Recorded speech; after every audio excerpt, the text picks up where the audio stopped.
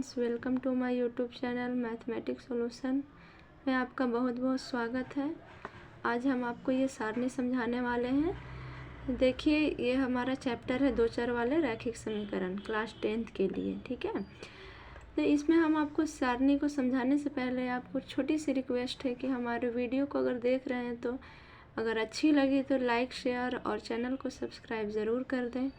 चलिए, तो आज हम आगे बताते हैं, आपको इसको समझाते हैं। ठीक है, तो देखिए हमारा ये है, सबसे पहला हम कॉलम बना हुआ है इसमें बुक में हमारा रेखा युग्म, मतलब कि ये हमारा समीकरण दिया हुआ है। 3 समीकरण दिया हुआ है और 3 तरीक़ा से हमको इसे समझाना है। ठीक है, तो ये हमारा एक समीकरण है x - 2y = 0 और दूसरा समीकरण है 3x + 4y - 20 = 0। ठीक है, तो इसमें हमारा a1/a2 यानी कि a1 हम किसको बोलेंगे, a1 हमारा x चर का जो अंक रहेगा उसको a1 बोलते हैं और a2 किसको बोलते हैं, ये 3 जो आगे लिखा हुआ है नीचे वाला समीकरण को a2 बोलते हैं। ठीक है, तो यानी ये a1 और ये a2, तो a1/a2 हमारा 1/3 हो गया, b1/b2 हमारा हो जाएगा यहाँ -2 और y के साथ यहाँ 4 है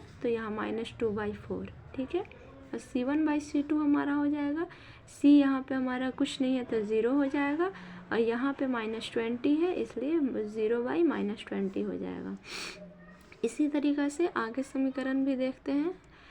देखिए 2x + 3y - 9 = 0 और नेक्स्ट समीकरण है 4x + 6y - 18 = 0, जिसमें हमारा a1/a2 क्या हो गया 2/4, यानी a1/a2 2/4 और b1/b2 कितना हो गया 3/6, क्योंकि b1 है 3 और b2 है 6 तो 3/6 और यहाँ c1 क्या हो जाएगा -9 और -18, तो हमारा इस तरीक़ा से हो गया।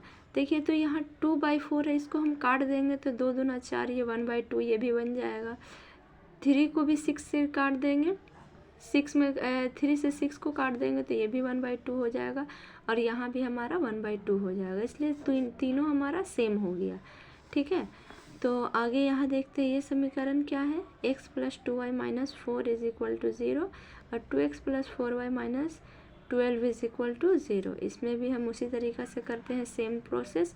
1/2 हो जाएगा a1/a2, b1/b2 हमारा 2/4 हो जाएगा और c1/c2 हमारा -4/-12 हो जाएगा। ठीक है, अब हम किस तरीक़ा से तुलना करते हैं अनुपात को, तो यहाँ देखिए हमारा a1/a2 1/3 है और b1/b2 -2/4 है, यानी कि इसको अगर काटेंगे तो 2 2 × 4 -1/2 हो जाएगा। दोनों सेम नहीं हुआ, कट मतलब दोनों अलग अलग हो गया, तो इसको हम किस तरीक़ा से लिखेंगे, a1/a2 ≠ b1/b2, यानी ये नहीं होगा, बराबर नहीं अगर होगा तो इसको हम ग्राफीय निरूपण में इसको क्या बोलते हैं, प्रतिच्छेद करती हुई रेखाएं। मतलब कि अगर इस तरीक़ा से रहेगा तो हमारा जो रेखा ग्राफ में बनेगा वो दोनों एक दूसरे से कट जाएंगे, उससे केवल एक हल निकलेगा, यानी हमारा कोई भी एक x की वैल्यू आएगी और एक y की वैल्यू आएगी। ठीक है, तो इस तरीक़ा अगर हल रहेगा,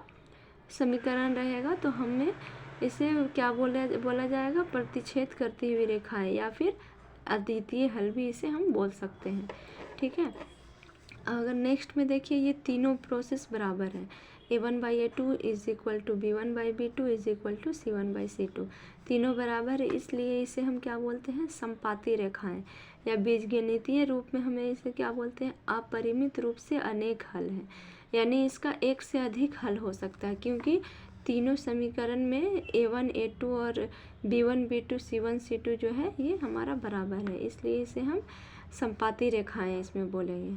ठीक है, अब यहाँ तीसरा समीकरण में देखिए ये क्या है हमारा, तो ये हमारा a1/a2 1/2 ठीक है, 2/4 इसको भी काटेंगे तो 1/2 आ जाएगा, तो a1/a2 = b1/b2 आ गया। लेकिन इसको जब काटेंगे तो हमारा क्या आ जाएगा, 4 3 × 12 यानी कि 1/3 आ जाएगा, इसलिए ये हमारा नॉट इक्वल टू हो गया, तो यहाँ नॉट इक्वल टू c1/c2। तो इस तरीक़ा से अगर समीकरण रहेगा तो हम इसे क्या बोलते हैं, समानांतर रेखाएं। ठीक है, इसका कोई भी हल नहीं निकल पाएगा, ना ही x का कोई वैल्यू आएगा और ना ही y का वैल्यू आएगा।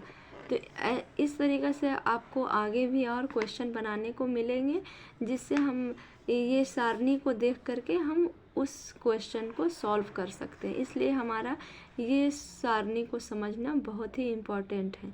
इसलिए फ्रेंड्स, आप इसे बहुत अच्छे से ध्यान से पढ़ें और ध्यान से इसे समझने और अपने दिमाग में बैठाने की कोशिश करें, ठीक है।